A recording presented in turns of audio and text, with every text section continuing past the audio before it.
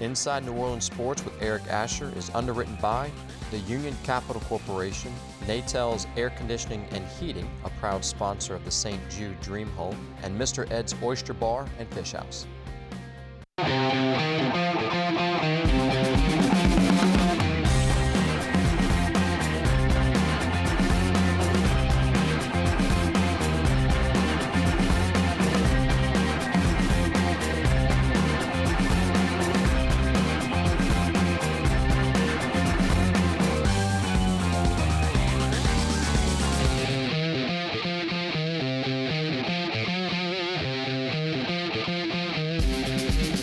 Good evening, New Orleans, and welcome to Inside New Orleans Sports. I'm your host, Eric Asher. Over the next hour, we will talk a lot about the New Orleans Saints, the LSU Tigers, and also the Tulane Green Wave. It is our one-year anniversary, our 52nd episode of Inside New Orleans Sports, and we thank you so much for watching. Tonight, we got a great panel for you. The gentleman that was on our first panel, Mr. Ro Brown, WBOK Sports Director, along with Kenny Trahan of SportsNola.com and WGSO Radio. Gentlemen, welcome. Thanks so much for being with us. Happy birthday. Yeah, it feels like a birthday. Indeed. Yes. Nice to be with you. We're honored. Appreciate you guys coming Happy down. anniversary, whatever. Yeah, whatever it is. I'm happy that it's been at least a year. And we got another year to come. Yeah, there you go. Ro, I always like to start off and let the audience know a little bit about what you guys are involved in. We've set aside about a half an hour for both of you guys since you're involved in so much. We'll start. That's him. No, that's you me. too. Him. That's both of you guys. We'll start with you first, Ro. Tell us a little bit about everything you got going. I work at the University of New Orleans in the athletic department in marketing and PR and doing whatever needs to be done there. Sports director at WBOK Radio, WGSO Radio on Ken Trahan's original Prep Football Report, SportsNola.com, and whatever else I can find to do. And it was 39 years ago, the 25th of August, that I met Kenny Trahan. Wow. Remember? A date. Very well. A date that will not soon be forgotten. And Ed Daniels, met them both that day. Whoa. And where were you? Loyola University. Yes, First day of school. First day of school, huh? 1975. That's Yeah. 39 years. That's a long friendship. Very much so. Yeah. And a fruitful one, I might add. Yeah, there you go. Kenny, please tell the folks a little bit about what you got going. And I'll tell you what, we talked the other night. Yeah. I mean, I don't know how you keep your schedule. I don't either. Insanity. Yes. Basically, I should be confirmed. Ro and I cross-pollinate quite a bit, as he mentioned, SportsNola.com, which I run and we really enjoy thoroughly and think it's an outstanding journalistic site. In addition to that, of course, WGSO and doing all my sports shows there and doing games there as well, as we have done for, I think, 13 years. And then the shows that we do there that we enjoy thoroughly. Television shows I do. And then, of course, in addition to that, run the Saints Hall of Fame Museum, which is a full-time job that I really don't have the time for, but I make the time for anyway. Yes. And then beyond that, write columns for the Kenner Star, the West Bank Beacon, and run a sports ministry for Life Resources Ministries and whatever else you can possibly conceive of. I'm skipping about 5 things, do the New Orleans Voodoo games, Loyola games, Yes. and on and on and on. Yeah. And thanks for joining us. Yeah, nice talking to you. We'll see you next week. Time's up, gotta go. For the first show of our second season. Jimmy Steele when you need him, right? Yeah. Time's up. Gotta go. Lift the cup. There you go, Jimmy Steele style. That's it. That's right. We got him. And anybody that's been around New Orleans for a long time knows what we're talking about. Did you guys get a chance to work with Jimmy Steele? I did. Really? Yeah. Oh, Sure. absolutely. Absolutely. I love God, I love I was him. on committees with him. He's one of the sweetest. Oh, he's a he's- nice man. Jimmy is Easygoing guy. terrific. Left his ego at the door. Yes. It was He a real Great. pleasure. Oh, I love Jimmy Steele. Oh, God. Well, I tell you what. I used to say it all the time. My Sunday nights were not complete unless I watched Jimmy Steele and then later on Ro Brown close us out on the sports on a Sunday night. It was a sight to behold. Guys, let's start with the New Orleans Saints. Cuts came down a couple days back. They get down to 75. Obviously, by Monday, they got to get down to 53.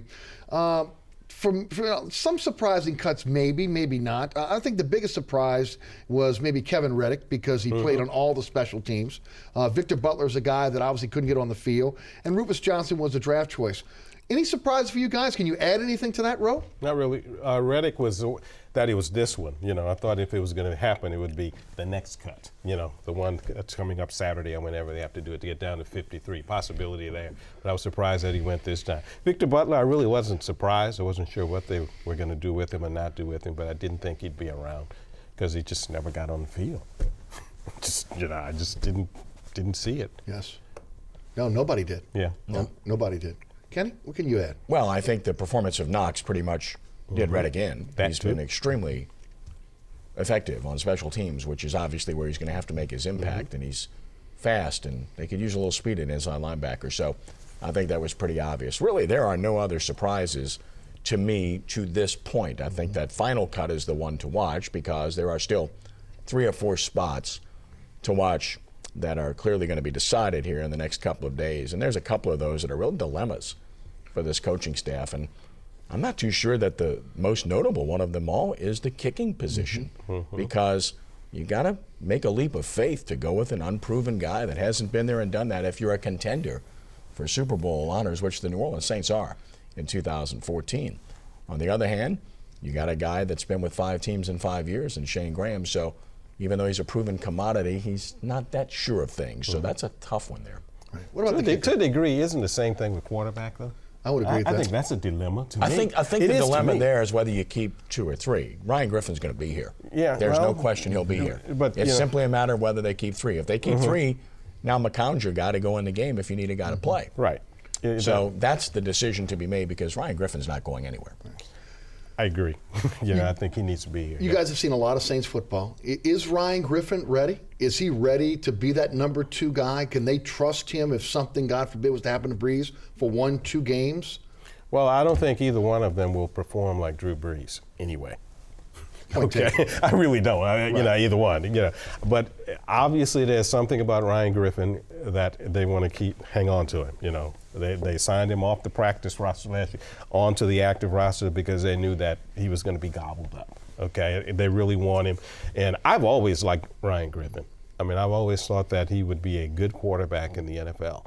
I mean, even at his days at Tulane when they weren't winning a lot and he was getting beat down, I just always thought that he would be a good quarterback. And obviously, I think Sean Payton and those guys think so because otherwise they wouldn't have even thought about the situation we're talking about with him and McCown and whether or not they should keep the older guy, the younger guy. They want him. They want him, and I can understand why they would want him. I really do. I just hope they can hang on to him. Right. I really do.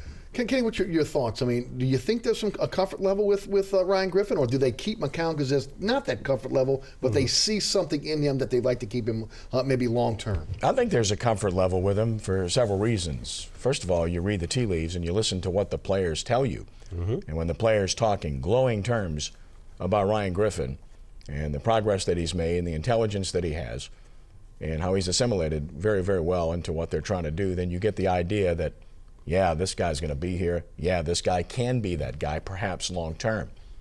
I'm not totally sure yet that he is going to be that heir apparent guy. I'm not totally sure he can be the guy to go in a game and play for you and win a game for you right now. But let's face it, as Rose said, if you don't have Drew Brees, you're not going to win big time anyway. You're simply going to have a guy to manage a game, and you're going to be a 500 type of team as a result. So we can't get carried away with this whole situation about, well, who's going to be the guy if Brees goes down? Well, it's a moot point because you're no longer a Super Bowl contender if It that's won't the matter. case. Right. It really won't matter. But when you're looking at it in the big scheme of things and you're looking at the numbers game and you're trying to keep certain players on this team that you feel have real potential, and you're looking at that quarterback position, is that third quarterback a luxury? Well, Luke McCown's done nothing to lose the job. I mean, he's done a nice job, and he's well respected, and he's played in this league several won a few games. So you know what you're dealing with. The risk there is if you let him go, is someone else going to pick him up? Because the obvious thought process is we'll take a chance with him, let him go, and know that he's still there if, in fact, we need a guy. But there's no guarantee that he will be there. Let's talk a little bit about the offensive line. They've shown they've got at least some depth this year. Kellemente's played well in the preseason. Jones, again, moving him from the outside inside. He looks like he's kind of come on. There's only so many spots. You look at Lolito, obviously right now it looks like Goodwin may be the guy at the center position, which means Lolito's going to be your swing guy in the middle. And Bryce Harris has played well when he's had to come in and play. Kenny, I'll take you first. What are your thoughts about the offensive line? Is there good depth there if something was to happen to one of those starters? We'll find out. I think from the standpoint of guard, the question is, do you keep 9 or do you keep 8 guys? If you keep 8, then it's a competition between Jones and Kellemente. Jones is an investment, Kellemente's not. Kellemente's played well. Jones has had some moments. Jones is bigger. Harris will be here. I think Lolito is the backup and the swing guy. I think Goodwin's won that job. from the standpoint of the rest of the offensive line, I think they feel they're better than they were last year, and I think they're probably assessing that correctly because Jonathan Goodwin is a better player than Brian De La Puente, especially at the point of attack. And Terran Armstead, at this stage, starting a season, is a better option than Brown was a year ago. And Jari Evans was not healthy last year when they started that season, and a healthy Jari Evans makes a difference. So for those reasons, I think they feel they're better up front. And the other part of that, Eric and Roe, is the fact that I think that they're going to make a commitment to run the football. I know that sounds very strange for a Sean Payton coach team, but I think you saw that, and I think they got the light, if you will, in the playoffs last year, where they ran the ball effectively against Philadelphia and Seattle, and that's carried over to this preseason. More of a commitment. That takes more pressure off of Drew Brees and the hits that he was taking a year ago, because as he ages, preservation is vital. Yes. No doubt the offensive line is better. I think the return of Goodwin at the center, as Kenny said, they've improved. He's better than De La Puente. It was almost a blessing in disguise that Grubbs and Evans sustained some injuries, because we got to see what those other people could do. Terran Armstead, I've always thought that I still say he's going to be a Pro Bowl tackle. I mean, I thought that when I saw him in college. That he had the and you potential did, didn't you? I did, yeah. I specifically went to Baton Rouge to see him when Arkansas A&M played Pine Bluff, A&M, that's old people used to call it that.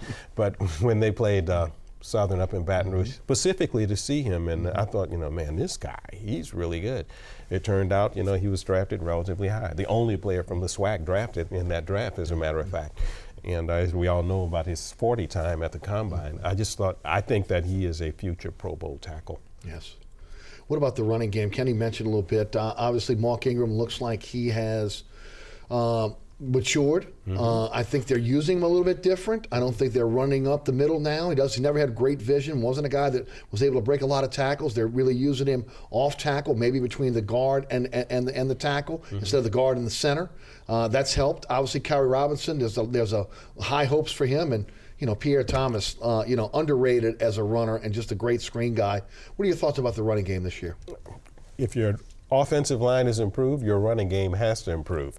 But the people carrying the ball, there's no doubt that Ingram has, looked better than he's ever looked as a Saint, which is encouraging, which is impressive.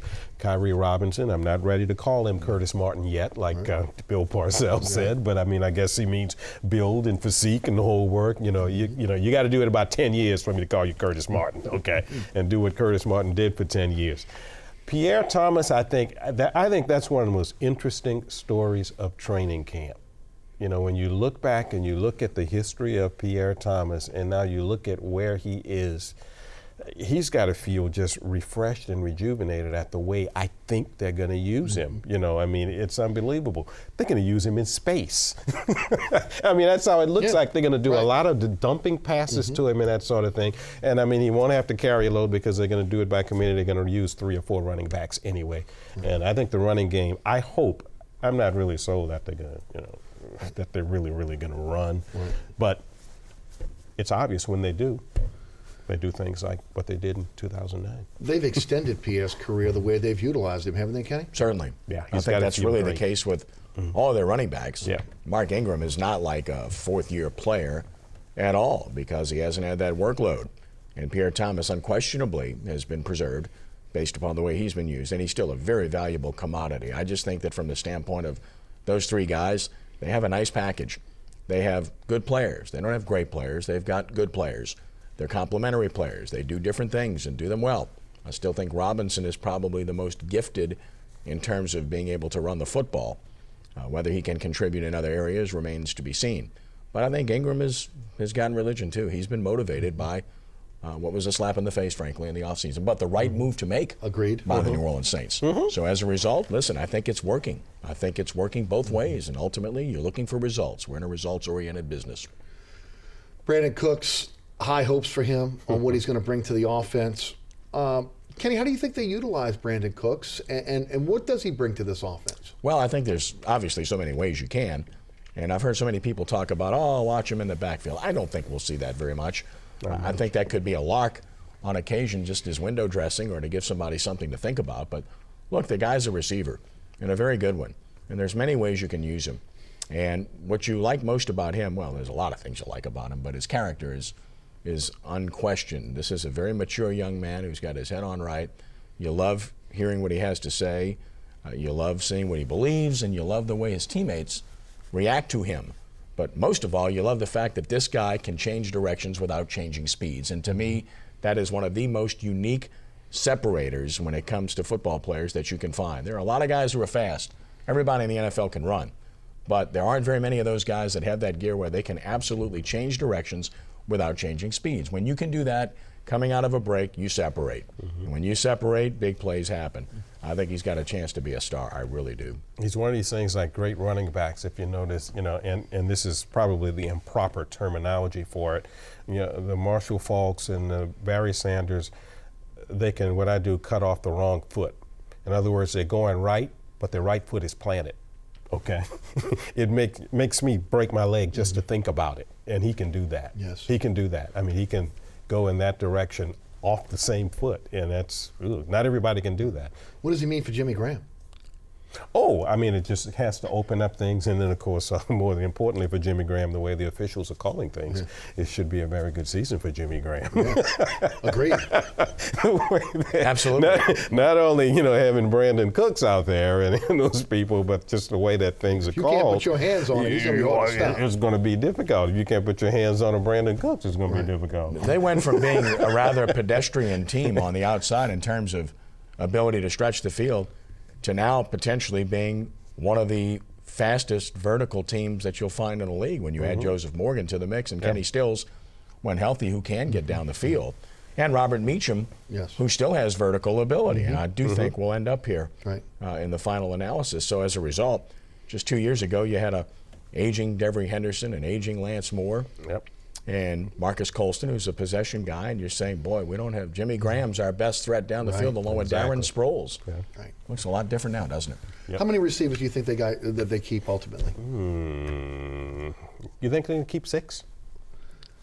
I don't think so. I think it's going to be tough. I don't think they'll keep I do 6. think there's a monkey wrench now because I don't think so. because I of think it'll Brandon- be because 5. because of Because of Stills. Yeah, because of and the Stills. quad injury. With Right, I this wrote that on quad my injury website. that keeps going, coming up and down and all that. But, I think they're going to keep 5. Right. Well, ultimately, in an NFL game, you're only going to dress 4 anyway. I mean, you're not going to use that 5th guy, much less a 6th guy. The only way you keep 6 is if you had a guy that was a unique talent on special teams. And listen, personally, I'd love to see Joseph Morgan ultimately return kickoffs. If he's healthy enough, why wouldn't you use him back there with that kind of speed? Yeah. No disrespect for Travaris Cadet. He's an okay player. He doesn't have that second gear. No. I mean, in my opinion, I think he's just an okay guy. I don't see it. I mean, I don't dislike him, but he's just a guy. Yeah. He's okay. And he's not a guy that's going to make plays in the kicking game, by and large, to separate from people. So, to me, if you got Cooks returning a punt, you got Morgan returning a kickoff, you got to account for that kind of speed. Yes. Today it was talked about that Kenny Stills may not be ready for Week 1 against Atlanta. If that's the case, where do you think the Saints go? Is he a guy? Is he that player they put on IR and bring back by Week 6? Do you keep him on the roster and again keep him inactive for the first few weeks, hoping that he's going to come back? Which way do you think they go? Now, that's a tough call because I think you have to assess how long he's going to be. If it's 2 or 3 weeks, you keep him on the roster. If it's beyond that, I think you have to look elsewhere. And as I mentioned earlier, I think Meacham's on this team. Breeze has a comfort level with him. He's a very good run blocker, and he can still make a vertical play. The guy, to me, that hasn't earned his way at all is Nick Toon. And I don't care about off-season workouts, and I don't care about training camp. You got to do it on the field. It's in his 3rd year. Somewhere, somebody likes Nick Toon. We haven't seen it on the field. I really do. And ultimately, the fact that Stills is hurt may give him a reprieve because, to me, if it comes down to Meacham and Toon, I'm going to keep Meacham at this point in time. So he may make this team because of the injury, but I think with regard to the question, it's all dependent upon how long Stills is going to be out. Robert Meacham can still give you the vertical and he can block. Not much intermediate, but he can give you vertical and he can block. And Drew Brees is obviously comfortable with him. Very comfortable. Obviously, He's a really good locker room guy is, too. Man. Is comfortable with him, or they wouldn't have brought him back. Correct. And I agree with you guys on Nick Toon. I love Nick Toon, and have wanted him to be part of this team since he was drafted. I loved him in college, but he just seems to be a great practice player. But when the lights come on, he can't translate what's on the practice field to game time. And you can't do that in the NFL. And if you're inconsistent, you can't make the team. Right. Yeah, there's no doubt about it, especially in this offense Right. and playing that position. Eric Lorig is hurt. He is probably going to be a candidate for IR. Austin Johnson has done a nice job. Your guys' thoughts on Johnson and how he's performed? You know, we always seem to have those people, those fullbacks. You know, we always seem to have a fullback like that, and they've done a good job of finding them. We've had a line of these kind of people now, you know, who seems like, you know, they weren't drafted or they were drafted low or they came in and became really big contributors. And it looks like Austin Johnson has that. He has the ability to catch the ball coming out of the backfield, which is important in this offense. And obviously he must be able to block playing fullback. And I think he makes the team. There's no doubt about it. I mean, I like him on the team myself. Well, certainly I think he's got to be the guy by default. He's done a nice job. He draws compliments. But Roe's right. They've had interchangeable parts from Carney to Heath Evans to most recently Collins. And now the problem there was that Lorig was a different type of guy. They brought him in with the distinct intent to run the football more because he is an absolute battering ram. Right. And that was why you signed him and why you jettisoned your previous fullback in Collins. So without him, I don't know that you have that type of guy. Without him, you probably won't see as many two-back sets.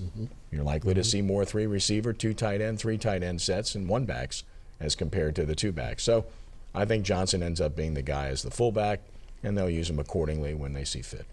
Biggest question mark on this team has been, at least in recent history, the physicality of this team. You hear it all the time. Can they match up with the physical teams out west, Seattle, San Francisco? Kenny, I'll take you first. Has this team done enough in the offseason? Have they grown in the weight room, a mindset that they can be physical enough on the offensive and defensive lines to be able to handle those physical teams out west? And I said earlier they're better offensively because of Goodwin and Armstead. So I think they've definitely improved up front on offense in that regard. On defense, I think they improved their defensive line by experience. Akeem Hicks is a year older, and he has a chance to be an elite player. Cameron Jordan already is an elite player. Broderick Bunkley's had a good preseason. He's a solid veteran. And Jenkins coming off of injury obviously is a concern, but he's a big space eater. And then there's a wild card of Dederick, who's played in this league, and he's got size and has some ability. So I think they're better up front. At this point in time, I'd say the Saints are the second best team in the NFC. I think they've surpassed San Francisco. I think that Seattle is the only team that still stands in front of them, and rightfully so. You know, you're innocent until proven guilty, and Seattle physically still looks like the best team, although, as we all know, it's very, very difficult to go back-to-back in this league. Yeah. So, yeah, I think the Saints have closed the gap. I think they're a legitimate contender. Not a lot of changes as far as names are concerned, like Kenny said, Yes. but I do think that they are better. They are probably stronger. You know, they are older. They are more experienced. I still not sure about linebacker. Same here. But, you know, I'm not sure about that.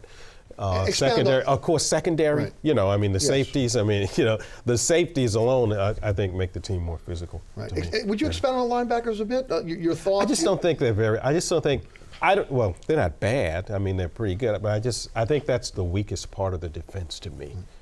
Inside just don't- linebackers or linebackers as a group? I just think as a group, I just think that at some point, sometimes the people they have will have to be able to drop back and defend a pass, and I'm not sure that they're that good at that. You know, at some point, you got to do that as a linebacker. Somebody makes you do it, okay? And I just have my doubts about that. I really do. Well, Gallette's an elite pass rusher. Lofton's a smart player, but he's not real good in space. He doesn't move all that well. Yeah. Hawthorne does, but still learning to a degree. Harrelson is a nice veteran player, but he has limitations. Sure. So I agree with Roe. Their safety position is their strongest position, unquestionably. And cornerback is truly all about health. Yeah. If they're healthy, they'll be fine. If they're not healthy, they'll be wanting. And defensive line, we've detailed previously, I think is fine. So I think linebacker, I agree with Roe, would be the biggest concern I would have. Not because they're bad, just like he said. I think he phrased it perfectly. They're not bad there. They're not exceptional in any way, shape, or form, with the exception of Gallette's pass rush ability. And I couldn't agree with you more as far as health. Keenan is Pro Bowl if he's healthy. Agreed. You know, Champ Bailey, he's 16 years, 17 years. It's been health with him. Patrick Robinson, it's been health. Availability, you know, being there because you are well. So that's a big question mark, I think, on the corners. But what If that they're does, bad, you know, does more than anything else is everything's a domino effect. And it's all about slotting people properly. And we saw that in 2012 when Corey White got forced to play right away and got torched because of injuries. If you have all your pieces in place, well, now Champ Bailey's your nickel. Right. Big difference. You're not counting on him to play every play at his age and stay healthy.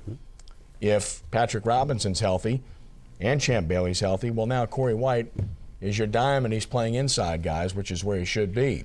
Yeah, and then you can take your time with Stanley Jean-Baptiste, who clearly is not ready yet. Yes. Whereas if you have one or two of those guys hurt, he gets elevated and has to play early and gets exposed in all likelihood. People have to understand, this isn't Champ Bailey 10 years ago. He wasn't brought here to do that. Right. Can't do that anymore. You know, he's not the guy that you can put on somebody and tell him, make him quiet You're all on an day. island. Yeah, Right. you know, quiet him down all Yes. day. Okay, no, that's not what's here. But still plenty enough left, as Kenny said, to act as a nickel back.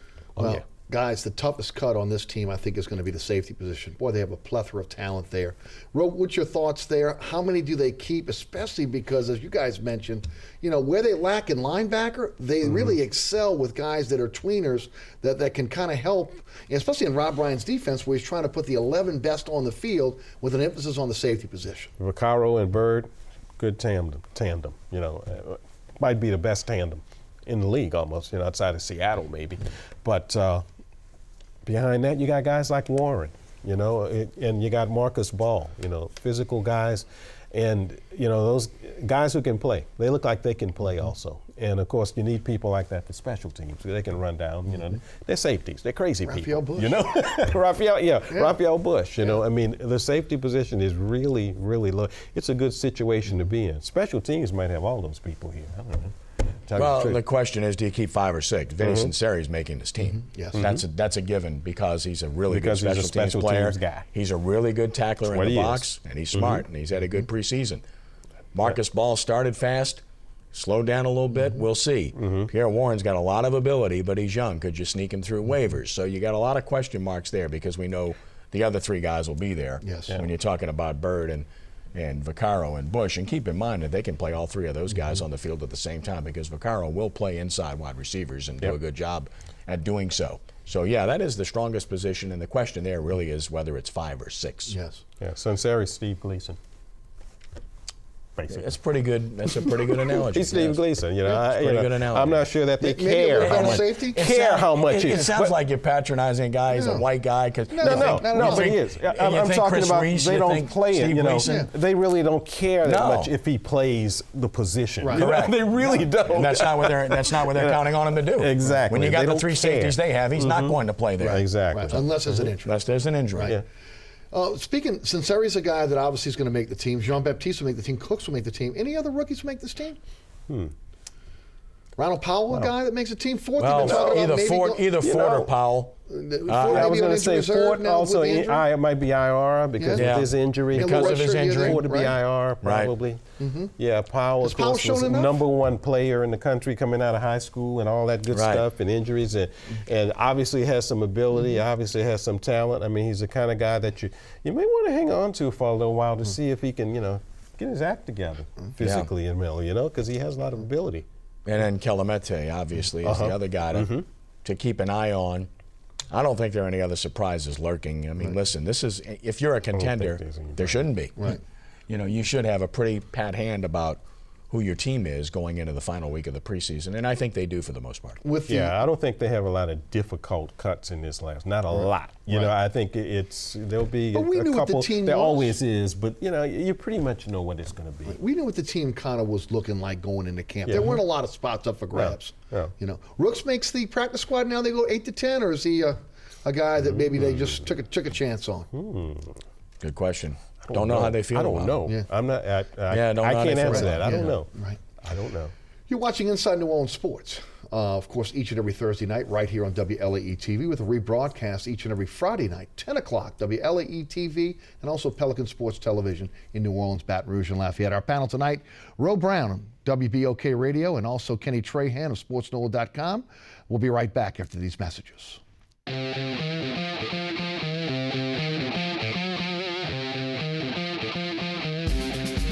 Inside New Orleans Sports with Eric Asher is underwritten by the Union Capital Corporation, Natel's Air Conditioning and Heating, a proud sponsor of the St. Jude Dream Home, and Mr. Ed's Oyster Bar and Fish House.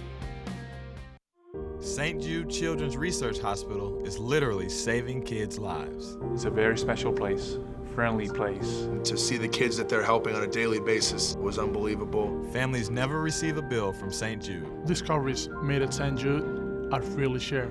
The hardest cancer cases in the world go to St. Jude. We won't stop until no child dies from cancer.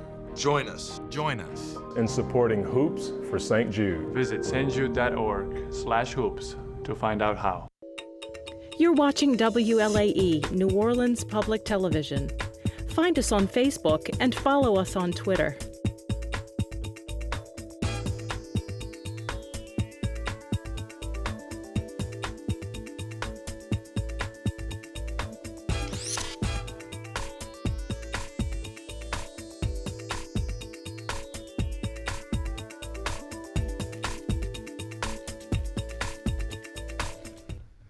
Welcome back to Inside New Orleans Sports. We'll switch to the college game now, again, especially with college starting this weekend. Of course, Tulane playing tonight, taking on Tulsa, and the Tigers taking on Wisconsin on Saturday night in Houston. And let's start with the Green Wave. It's rare that we start with the Green Wave, especially in this town. It's LSU and Saints, but there's a real excitement with what's going on Willow Street right now. Not just the opening of the brand new stadium, which I kind of mused on my radio show this week, is on StubHub, you're paying a premium for a ticket to get into that Georgia Tech game next week. I was watching a lot of the news footage this past week of interviews with students that are actually saying they're upset because they can't get into the stadium next Saturday to be able to see the Green Wave open up that stadium. So there's a real excitement on Willow Street. And, you know, it all starts, honestly, Ro, with CJ and the job that he has done. Really going out and realizing the plethora of talent that we have here in Louisiana, and realizing that, you know, LSU can't get every one of them, Alabama can't come in and get every one of them, and realizing that, again, Tulane has something to offer to these athletes, especially if they want to stay home. And first of all, your thoughts about moving to campus, the stadium, and then we'll kind of morph into the team. Well, here's what's significant. 3 times he said Willow Street. Yeah, I hear you know, and although it's not exactly on Willow Street, right? It's back on campus, Yes. and you're talking about Ullman Stadium. Yeah, that's important. I mean, it has a lot to do with it. Brand new stadium, whether people want to see the team or not. Some people want to see the stadium because it's a new stadium, and so they're going to go to the game.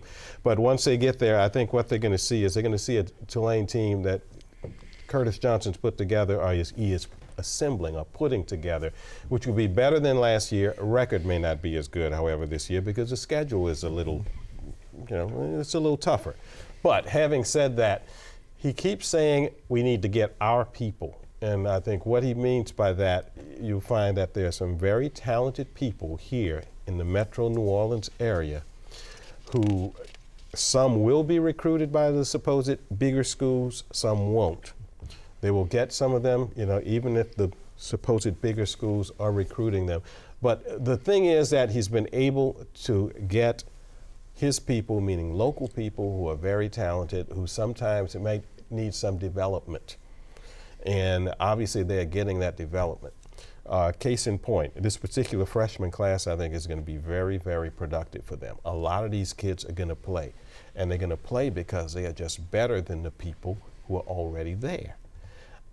They got 3 receivers, freshman receivers, I think, that, you know, you're going to see play tonight. Yes. You know, I mean, and who are really good. You know, the Ancalade kid from Belle Chase, Teddy Veal from West Jefferson, you know, who also, you know, went to Carver, and the Patterson kid from Donaldsonville. These are really talented young guys. And I always thought that Tanner Lee would be the quarterback. He was just perfect for this Saints offense, as we call it. They do. I mean, he's virtually grown up in it. He's known Mike New. He's known Pete Carmichael. You know, CJ comes over, was the receivers coach there. You know, he's big. He's gained about 15 or 20 pounds, he's told me, you know, since his high school year. He has a strong arm, stronger than Nick Montana had. He's just really sure and confident, and I think he's going to be a future star. Right. You know, Kenny, I'm so lucky to have both you guys on this program tonight because I don't know any of the two members of the media that follow high school football as closely as you guys do. Obviously, with your great prep roundup show on WGSO on Friday nights during prep football, talk about, Kenny, if you would, the talent that CJ has been able to recruit in the local area since he's been there. Well, these are not blue chip players. They were guys that were, in some cases, fringe, in some cases, afterthoughts. But there are a number of gems that we see all the time. And the reason they're not ranked any higher is because they're maybe an inch or two smaller than what people would like them to be, or a tenth of a second slower than what people would like them to be. But Roe, I think, alliterated very clearly the offensive players that can make a difference. You know, defensively, guys like Redwine and Smart are really good football players that Curtis likes quite a bit. Their secondary was superb last year. Who had a better year than Lorenzo Doss a year ago? Right. You know, and I think Darian Monroe is emerging. He's a really good athlete. Schofield's a smart player. Baptiste was a loss. But they have good football players, and more than that, they have guys that can run some, and I think that's extremely important. And I think it all comes down to the point of attack for them, whether or not their offensive and defensive lines are good enough, because their offensive line has been deficient, simply not good enough. Ask Ryan Griffin. And then, of course, their defensive line, when you lose Wormsley and you lose Davenport, can you answer the bell without those guys? And I think that is what really will determine their ultimate success. I really like Sherman Beatty. I think he's going to be an outstanding football player. Running back from I think Curtis. he's going to be their primary guy from the get-go. He's tougher and faster than they even thought he would be. And look out for Dontrell Hilliard. Dontrell Hilliard's running back from Baton Rouge. Another good football player and a guy that's going to get on the field. And as Ro mentioned about Tanner Lee, you got to give Curtis Johnson an enormous amount of credit because he didn't take the forbidden fruit and bite of it last year because the opportunity was there to play the kid last year, and he did not do it. And when you look at what they have, no disrespect to Nick Montana, he's limited. And no disrespect to Devin Powell, he's perfectly suited to be that change of pace guy because what he does is improvise. He can run around and make plays and throw the deep ball and make plays. But to sustain that over an entire game, they clearly have the right guy lining up to start this game. Johnson absolutely loves him. He's loved him from the time he got him, and you know he could hardly hide his glee, and I thought he did a great job of not playing him a year ago.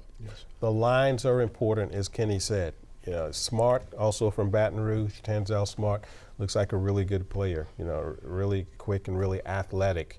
On the offensive side, you talk about local people. There are two big signings, I think, that have to come through for them eventually are Kenneth Santa Maria from McDonough 35, and, of course, the young man Jason Stewart from Warren Easton. Huge offensive linemen, and those are the kind of people that they need to get, and those people, they need to get them to play somehow. Yeah. You know, the three of us grew up in a time in New Orleans when Tulane Stadium was the stadium. And of course, we got a chance to see Tulane when it was on campus, the Saints when they first started back in '67 at Tulane Stadium. Kenny, what is this going to mean to this program, this on-campus stadium? Well, I'm not one of those that's the most enthusiastic about it. I'm not a negative person about it, but I'm a realist. You know, when you're limited to the number of seats that they have, what happens if you do blow up and become the kind of program that you want to become? You really outgrow it quickly. Then the parking situation, we'll see. And I'm pragmatic about that. I've seen some of the parking plan. It's not a pretty picture, but ultimately it's a buyer's market. The consumer will tell you whether it's a good thing or not. And I will tell you this, that if this is a winning program and it wins with consistency, they'll shuttle from anywhere. People like a winner. And if they're a losing program, they won't park 10 feet away. So you're looking for an excuse not to go, you won't go. And if you're looking for an excuse to go, you'll go. So ultimately, they have to be successful. My only concern is, and I understand the neighborhood completely, I really do.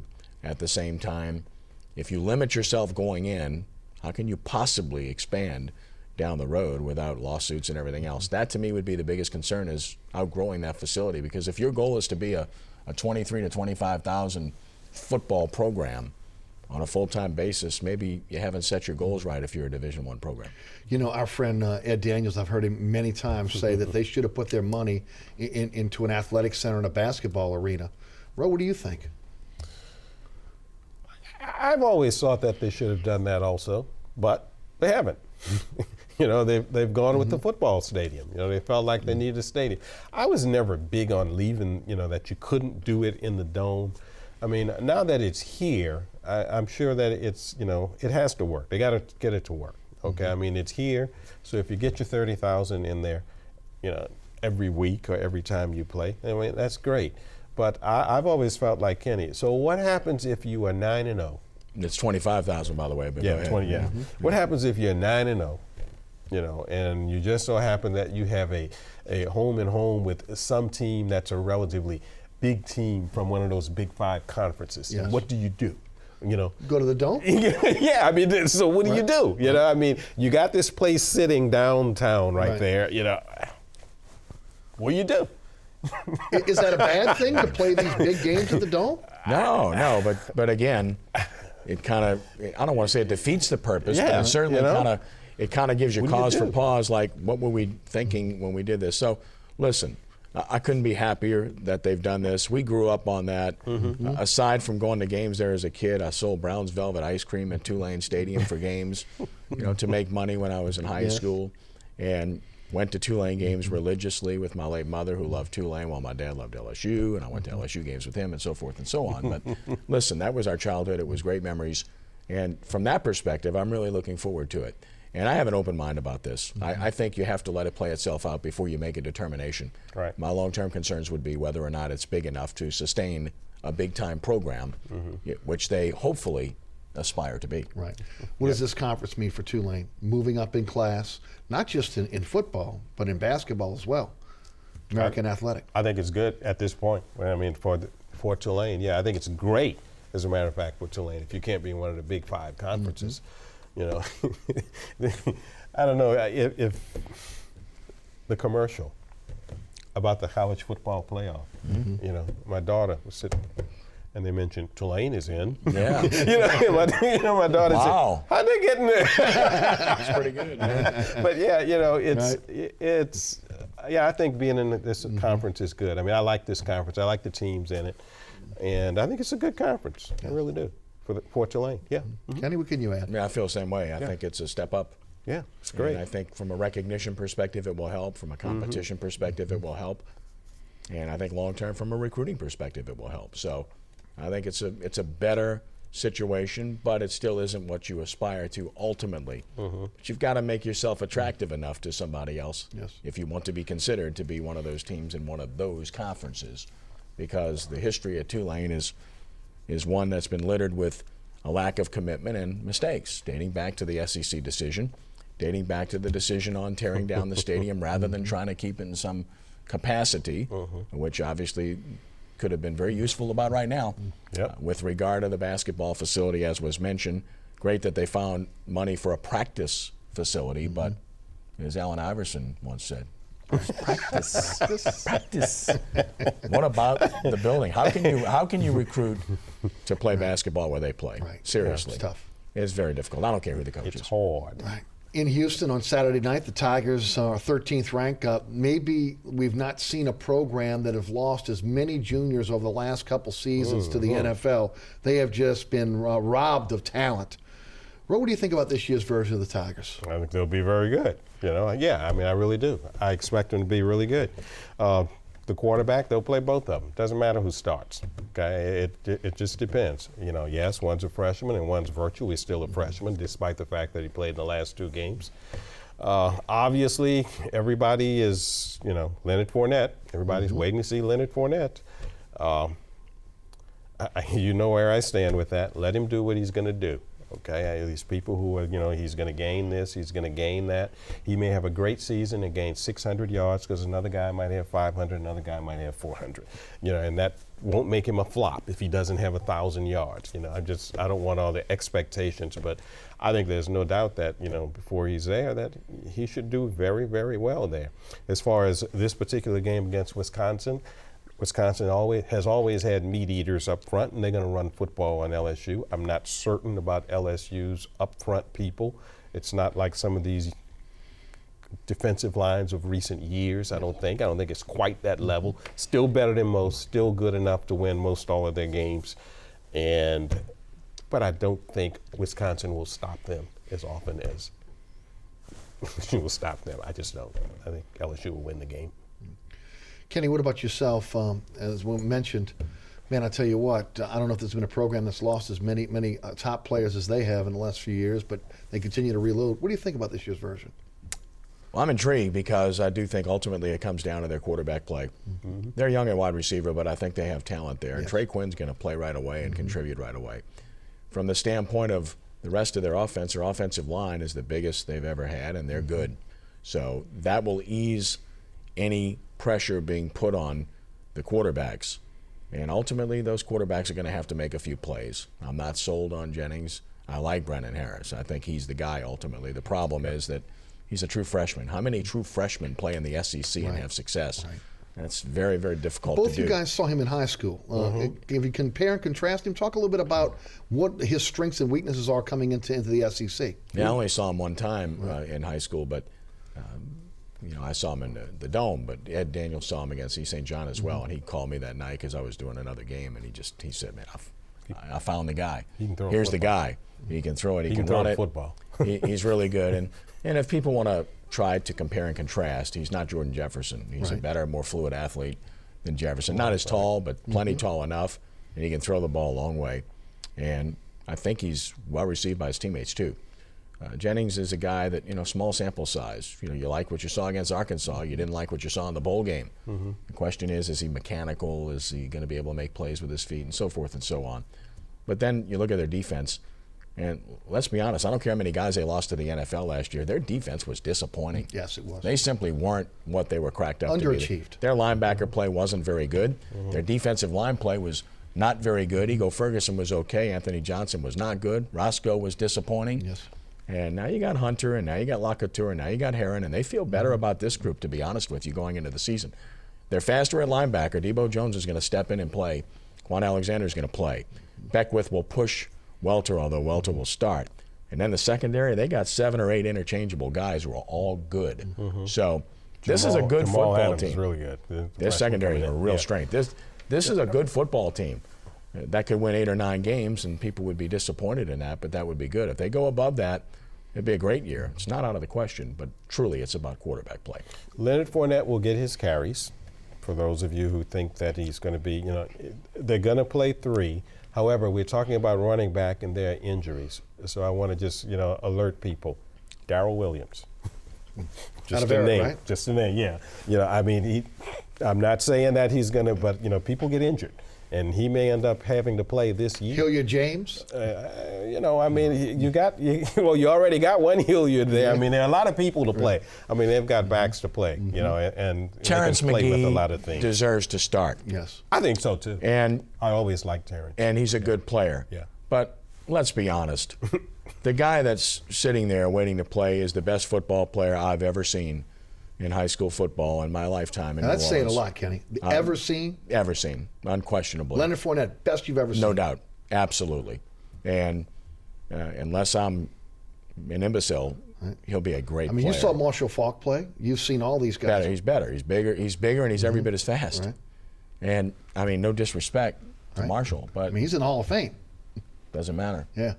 Leonard Fournette steps on campus, and he's better than anybody LSU has.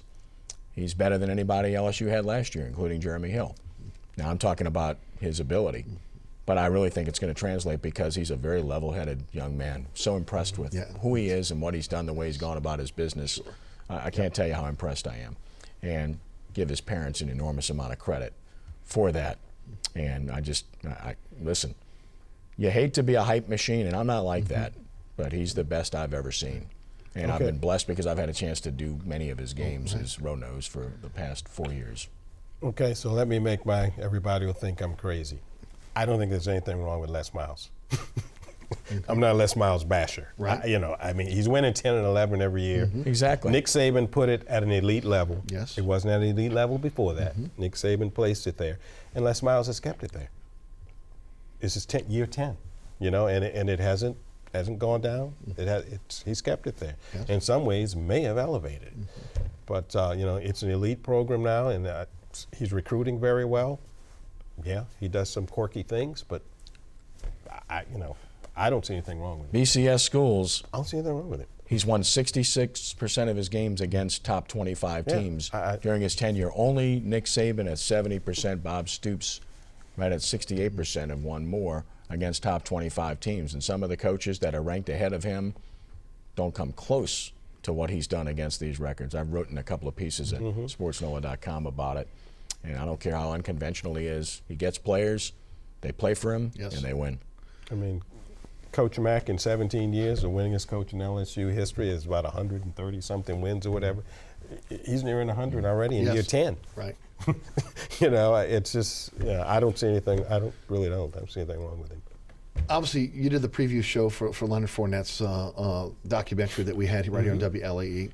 You've seen a lot of great high school players come out of this city and this state. Your take, compare and contrast Leonard Fournette. Like I said in the documentary, he is the best I've seen coming out of here at this point. You know, now when people would ask me, as Kenny said, you know, about Marshall Faulk, you know, when Marshall Faulk came out of high school, he was playing 10 positions. He was on a very bad team, you know. So it's, you know, if Leonard Fournette, you know, so if they're asking me if he's better than number 28 who played for the St. Louis Rams, no, he's not that good yet because he's doing it against he did it against grown people. But I agree with Kenny. He's, I expect him to be a star. I expect him to be a star. But I always preface it with, that might mean 800 yards, okay? And that's fine. That's all right, okay? I just think he's a terrific player.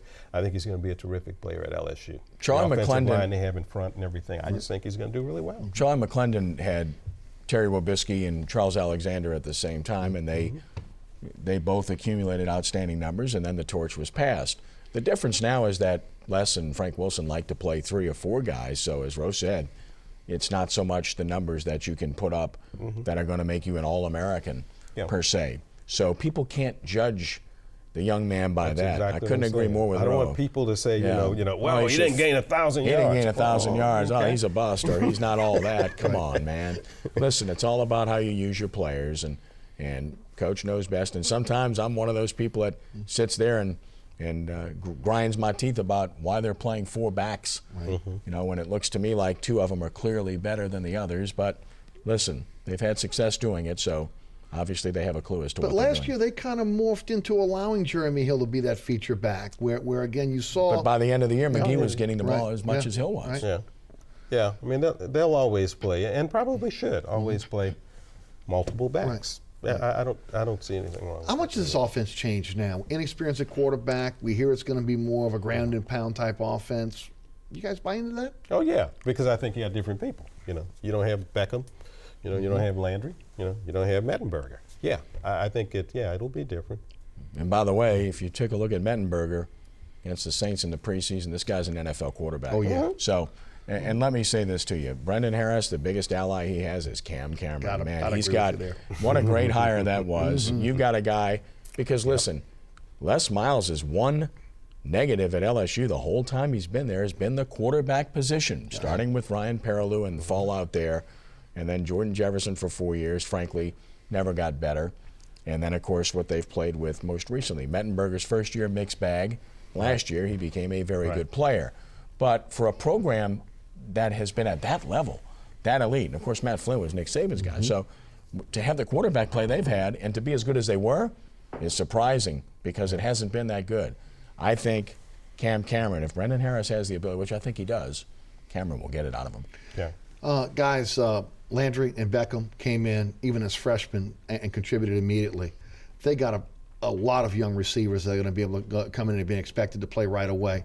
How good can this crop be? I think they could be very good. Kenny already mentioned the young man from Barb. You know, I think he's going to contribute right away. I think he's going to start. Yeah. As I said, Malachi Dupree? Dupree's hurt. Dupree's hurt. He's injured. Injured? Yeah. And he's been hurt, so he's much slower to come around in that regard. And Quinn's done everything. They really like him. So I expect him to be the case. Diarse from Neville is a guy that's a smart player, a good player. Was a quarterback in high Correct. school. You know, really, wide receiver, then quarterback, and correct. Now he's back at receiver. So I think that, look, you're talking about Landry's a warrior. He's a good football player, so underrated, so tough. He's going to be so good. So tough, and then Beckham is such a skilled player.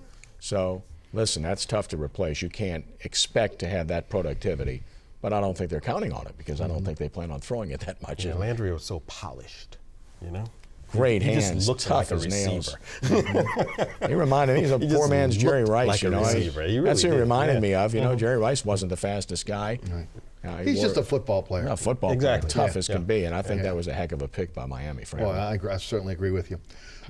Tulane Tulsa tonight. What do you think? I'm going to say Tulane's going to win.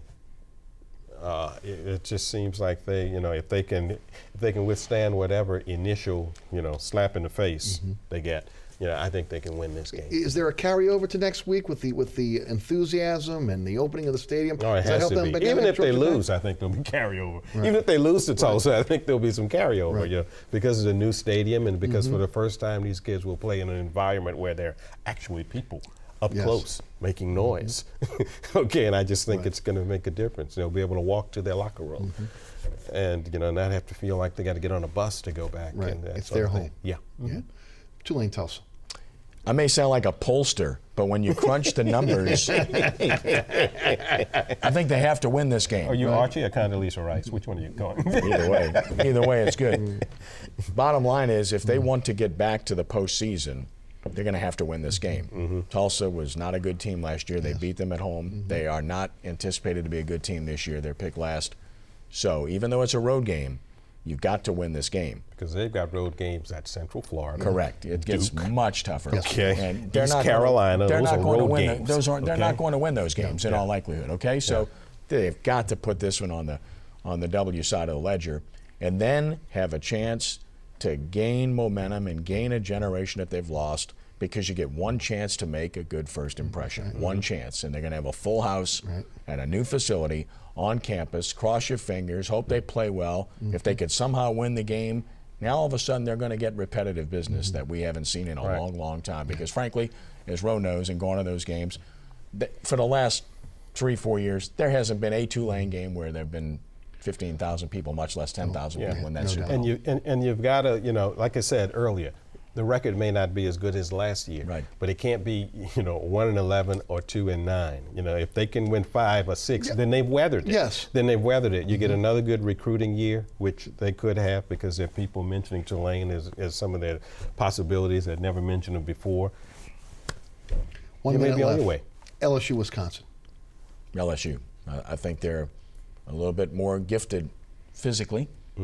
On balance, they're used to playing these type of games. And they win these type of games on a continual basis.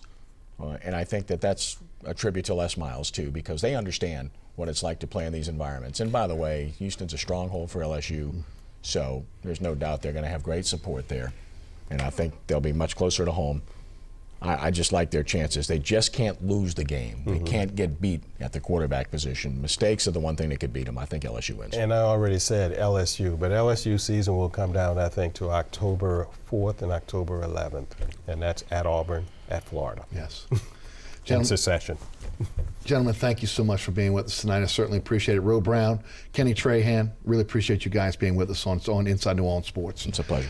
And thanks so much for tuning in. Remember, there's a rebroadcast of this show each and every Friday night at 10 o'clock right here on WLAE TV and also Pelican Sports Television. You can also catch me on the radio weekdays, 11 a.m. until 1 p.m. on 990 AM WGSO. And you can also listen live, download the podcast at ericasher.com. And if you missed any of the previous episodes of Inside New Orleans Sports, you can catch those at ericasher.com as well. Special thanks to our guests, Roe Brown and Kenny Trahan. Also to the WLAE production staff, including Ron Yeager, Jim Dotson, Naila Jones, Donovan Joseph, Kenny Juneau, and my director, William Hill. For Roe Brown, for Kenny Trahan, I'm Eric Asher. Have a fantastic weekend, and we'll see you right back here next Thursday night for Inside New Orleans Sports. Have a great evening.